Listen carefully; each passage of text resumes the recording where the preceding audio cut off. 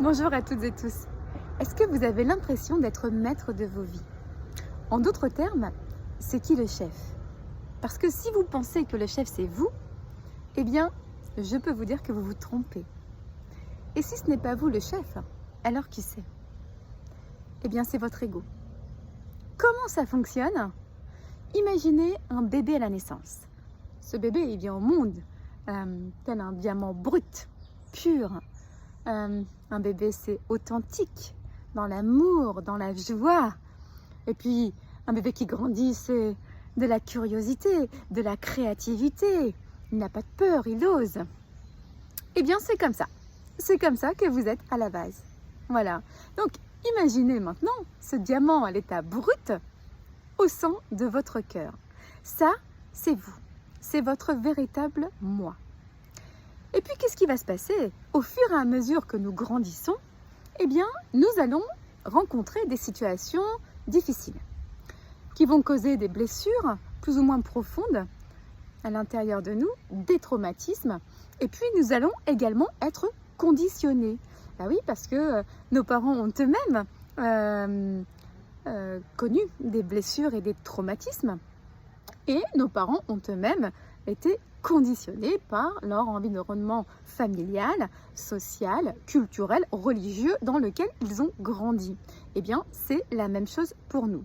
Donc, les blessures occasionnées par des souffrances, les conditionnements, donc là, il faut imaginer quand même qu'il y a comme des poupées russes, tous ces conditionnements que nous avons en fait. Donc ces conditionnements aujourd'hui, eh bien, ils dictent entièrement notre vie. C'est-à-dire que tout ce que nous tenons pour vrai et pour acquis, de ce qui est bien, pas bien de faire, de croire, les croyances derrière tout ça, ce qui est acceptable, pas acceptable, eh bien tout ça, ce sont nos conditionnements. Voilà. Donc, nous avons cette personnalité brute à l'intérieur de nous, ce véritable moi.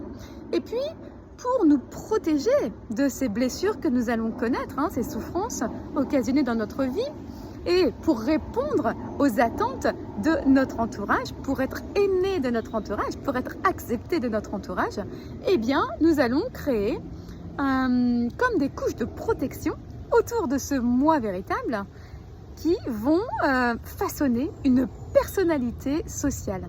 Voilà, donc l'ego, c'est notre personnalité sociale, ce que l'on montre aux autres et puis ce que l'on considère comme acceptable, tolérable, aimable. Voilà, donc nous allons continuer notre vie comme ça et toute notre vie va se construire avec cette personnalité qui va dominer, qui va prendre la place numéro 1 dans notre vie, qui est notre ego. À tel point que nous allons en oublier de toute façon très rapidement notre véritable personnalité. Le problème dans tout ça, c'est quoi? C'est que notre ego, vous l'avez bien compris, c'est une petite version limitée de ce que je suis. Parce que le moi véritable, c'est une version illimitée. L'ego, eh bien, il n'aura de cesse que de plaire aux autres. Il ne va pas agir pour moi. Non, il va agir dans l'intérêt de plaire aux autres et d'être aimé aux autres. Donc, quelque part, cette personnalité adaptée, eh bien, elle n'est pas fidèle à ce que je suis. Donc, je me trahis à partir du moment où je suis mon ego. Comment l'ego communique avec moi? Uniquement par le mental. L'ego, c'est cette petite voix que vous entendez en permanence dans votre journée du matin au soir. 90 000 pensées par jour, à peu près, en moyenne. Eh bien ça, c'est l'ego. L'ego, c'est une injonction, c'est un tyran intérieur. Ce que vous devez faire, ce que vous ne devez pas faire, ce que vous devez dire, ce que vous ne devez pas dire, comment vous devez vous comporter. Voilà. Donc, eh bien, qu'est-ce qui va se passer? C'est qu'au fur et à mesure que nous avançons dans nos vies, cet ego va devenir de plus en plus présent et de plus en plus incessant. Et puis, il va s'opposer à ce moi véritable. Le moi véritable, lui, est naturellement, il n'aura de cesse que de vouloir sortir. Bah oui, c'est évident, puisque c'est ce que nous sommes réellement. C'est notre véritable potentiel. C'est le moi à l'état brut. C'est celui qui a toutes les capacités, qui n'a pas peur, celui qui ose, celui qui est dans la joie. Celui qui n'est pas gouverné par aucune instance, celui qui est libre. Et puis de l'autre côté, vous avez cette force de l'ego qui vient appuyer dessus par peur d'être blessé à nouveau, par peur de souffrir, par peur d'être humilié, par peur de déplaire aux autres, par peur d'être rejeté. Et alors, qu'est-ce que ça va faire, ce conflit interne? Eh bien, il n'aura de cesse que d'augmenter et d'être de plus en plus présent au fur et à mesure que nous avançons dans notre vie. Et puis, il y a un moment, en fait, où ça va disjoncter. Voilà. Ce conflit va être tellement fort que ça va générer au fur et à mesure et de plus en plus un mal-être, une souffrance au fond de nous. Et puis, ça va créer ce que j'appelle les accidents de la vie.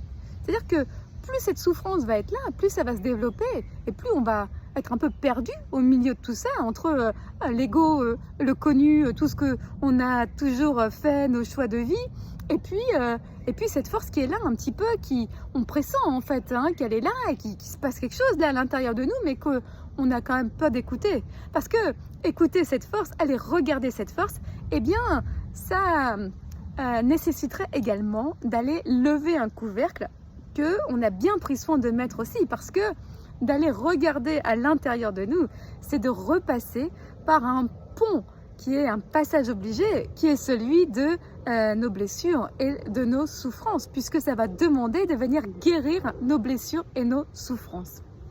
Donc, on a d'un côté ce véritable moi qui ne cesse d'appeler et de sortir, de l'autre côté l'ego qui dit non, trop dangereux, on n'y va pas. Et donc, eh bien, ça va créer à un moment donné ce que j'appelle les accidents de la vie. Donc, ça va nous mettre un stop. Ça va nous mettre un stop, que ce soit par le biais d'une maladie, que ce soit par le biais d'un mal-être de plus en plus profond, d'une dépression, d'un accident, d'une perte de sens. Parce que, quelque part, la vie nous enjoint de regarder un petit peu ce qui se passe à l'intérieur de nous. Voilà. Alors aujourd'hui, maintenant que vous savez comment ça fonctionne, maintenant que vous savez que ce n'est pas vous qui êtes aux commandes de votre vie, mais la petite personnalité que vous avez installée aux commandes de votre vie à la base pour vous protéger, mais qui maintenant vient vous empêcher d'être vous-même, qui maintenant vient vous empêcher d'être la véritable version de vous-même, la grande version, ce grand potentiel que vous êtes à l'intérieur, qui vous empêche d'être libre, totalement libre et totalement vous-même, libre de vos carcans, libre de vos peurs, libre de vos blessures. Alors maintenant que vous savez ça, eh bien je vous le demande, qu'est-ce que vous avez envie de faire? Quelle décision vous prenez pour vous? Est-ce que, et il n'y a pas de bon ou de mauvais choix, mais est-ce que vous avez envie de continuer en conscience à suivre votre ego et cette version adaptée de vous-même? Ou bien est-ce que vous avez envie de découvrir qui se cache derrière votre moi véritable et de faire émerger ce potentiel incroyable, cette personne incroyable que vous êtes au fond réellement? Voilà, c'est la question que je vous pose.